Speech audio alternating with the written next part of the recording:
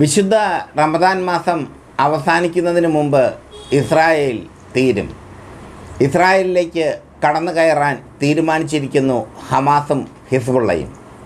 ഹൂത്തികൾ ചെങ്കടലിൽ വിളയാടുകയാണ്. ഒരൊറ്റ നാറ്റോ രാജ്യങ്ങളുടെ കപ്പലും ഇസ്രായേലിൻ്റെ വലിയ സുഹൃത്തായ ഗോഡ് ഫാദറായ അമേരിക്കയുടെ കപ്പലും ഒന്നും ചെങ്കടലിലൂടെ ഇനി പോകില്ല. ആ തീരുമാനം ഹൂത്തികൾ എടുത്തു കഴിഞ്ഞു. മറ്റൊന്ന് ഹിസ്ബുള്ളയും ഹമാസും എടുത്ത തീരുമാനമാണ്. റമദാൻ മാസം പുണ്യ മാസമാണ്. ആ റമദാൻ മാസം യുദ്ധം നിർത്തിവെക്കാൻ കഴിഞ്ഞിട്ടില്ല ഈ മധ്യസ്ഥരായ ഈജിപ്തിനും ഖത്തറിനും ഒന്നും. ഹമാസ് ആവശ്യപ്പെടുന്നത് ശാശ്വതമായ യുദ്ധ നിയന്ത്രണമാണ്. താൽക്കാലികമായ യുദ്ധ നിയന്ത്രണത്തിന് ഇസ്രായേൽ സമ്മതിക്കുന്നുള്ളൂ. കാരണം എന്തെന്നറിയാമോ, ഈ ബെഞ്ചമിൻ നെതന്യാഹു യുദ്ധം നിർത്തിവെച്ച് കഴിഞ്ഞാൽ അയാളെ ജനങ്ങൾ തെരുവിലിട്ട് ഓട്ടിച്ചിട്ടടിക്കും. ഇസ്രായേലുകൾ ഓട്ടിച്ചിട്ടടിക്കും. അത്ര ഗതികേടിലാണ് അയാളുടെ സ്ഥിതി. എന്തായാലും റമദാൻ മാസം തീരുന്നതിന് മുമ്പ് തന്നെ ഇസ്രായേൽ എന്ന രാജ്യം ഇല്ലാതാകുമെന്ന് പ്രഖ്യാപിച്ചിരിക്കുന്നു ഹമാസും ഹിസ്ബുള്ളയും. ഇസ്രായേൽ എന്ന രാജ്യത്തിന് ഇനി പ്രസക്തിയില്ല. ഇസ്രായേൽ ഹമാസിന് മുമ്പിൽ കീഴടങ്ങിക്കഴിഞ്ഞു. ഹിസ്ബുള്ളയുടെ ആക്രമണങ്ങളിൽ നടുങ്ങിക്കഴിഞ്ഞു. ഇസ്രായേലിൻ്റെ പേരുകേട്ട പ്രതിരോധ സംവിധാനമായ അയൺ ഡോം തകർന്ന് തരിപ്പണമായി. ഇപ്പോൾ അയൺ ഡോം എന്നാൽ എല്ലാവർക്കും തമാശയാണ്. എല്ലാവർക്കും കളിച്ചിരി തമാശയാണ് അയൺ ഡോം. അയൺ ഡോമും തീർന്നു. റഫേൽ ഇസ്രായേൽ ആക്രമണം നടത്തുമെന്ന് പറഞ്ഞപ്പോൾ ഈജിപ്റ്റ് ശക്തമായ രീതിയിലാണ് പ്രതികരിച്ചത്. അവർ യുദ്ധസന്നദ്ധരായി നിൽക്കുകയാണ്. റഫേൽ കയറി തൊട്ട് കഴിഞ്ഞാൽ ഈജിപ്റ്റ് ചുമ്മാ നിൽക്കില്ല. ഈജിപ്റ്റ് ഇസ്രായേലിനെതിരെ നീങ്ങും. ഇസ്രായേലിൻ്റെ സൈന്യത്തെ ഈജിപ്റ്റ് സൈന്യം നേരിടും. അങ്ങനെ എല്ലായിടത്തു നിന്നും ഇസ്രായേലിന് തിരിച്ചടി ഉണ്ടാകുമ്പോൾ ഇസ്രായേൽ ആകെ ആശ്രയിക്കുന്നത് അമേരിക്കയാണ്.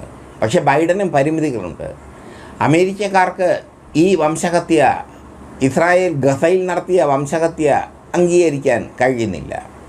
ബൈഡനെ അനുകൂലിക്കുന്നവർ പോലും ഈ വംശഹത്യ അംഗീകരിക്കുന്നില്ല. പിന്നെന്ത് ചെയ്യും? ഇതാണ് ബൈഡൻ അനുഭവിക്കുന്ന പ്രശ്നം.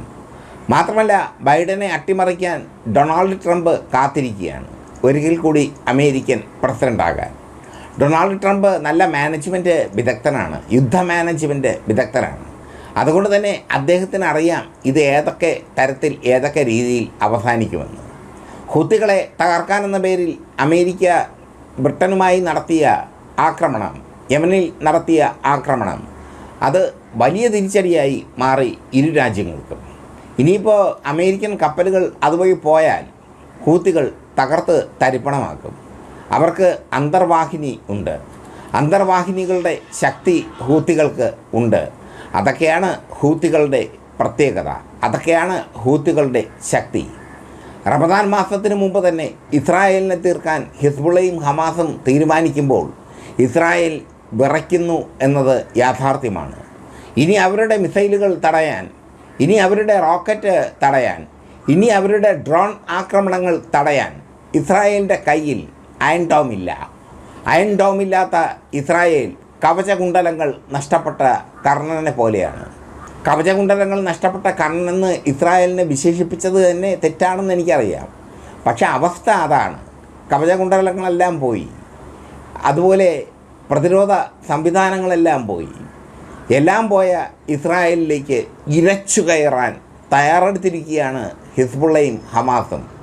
റമദാൻ മാസം അവസാനിക്കുന്നതിന് മുമ്പ് ഇസ്രായേലിനെ തീർക്കും, ഇസ്രായേലിനെ ഭസ്മമാക്കും, ഇസ്രായേലിനെ ചാരമാക്കും എന്ന് ദൃഢപ്രതിജ്ഞ എടുത്തിരിക്കുന്നു ഹമാസും ഹിസ്ബുള്ളയും അടങ്ങുന്ന മുസ്ലിം സൈനിക ശക്തികൾ. ഇസ്ലാമിക് റെസിസ്റ്റൻസ് അടക്കമുള്ള മുസ്ലിം സൈനിക ശക്തികൾ. ഇസ്രായേലെ റമദാൻ മാസം നിങ്ങൾക്ക് താങ്ങാൻ കഴിയില്ല എന്നുള്ളതാണ് പൊളിറ്റിക്സ് കേരളയ്ക്കും പറയാനുള്ളത്. കാരണം റഫേൽ നിങ്ങൾക്കൊന്നും ചെയ്യാൻ പറ്റില്ല. റഫേൽ പോയി കളിച്ചു കഴിഞ്ഞാൽ ഈജിപ്റ്റ് ശക്തമായി നിങ്ങളെ തിരിച്ചടിക്കും. വടക്കൻ ഗസയും തെക്കൻ ഗസയും ഖാൻ യൂനിസും ഒക്കെ നിങ്ങളുടെ കയ്യിൽ നിന്ന് പോയി. ഇനിയുള്ളത് എതിരാളികളുടെ ഇരച്ചുകയറ്റമാണ്. ഹിസ്ബുള്ളയും ഹമാസും ഇരമ്പിക്കയറാൻ ഇസ്രായേലിലേക്ക് ആളിപ്പടരാൻ, ഇസ്രായേലിനെ തകർത്ത് തരിപ്പണമാക്കാൻ തീരുമാനമെടുത്തിരിക്കുന്നു. ആ തീരുമാനം ശക്തമാണെന്നും അത് തങ്ങൾ പാലിക്കുമെന്നും ആ തീരുമാനത്തിൽ തങ്ങൾ ഉറച്ചു നിൽക്കുമെന്നും അവർ പറഞ്ഞിരിക്കുന്നു.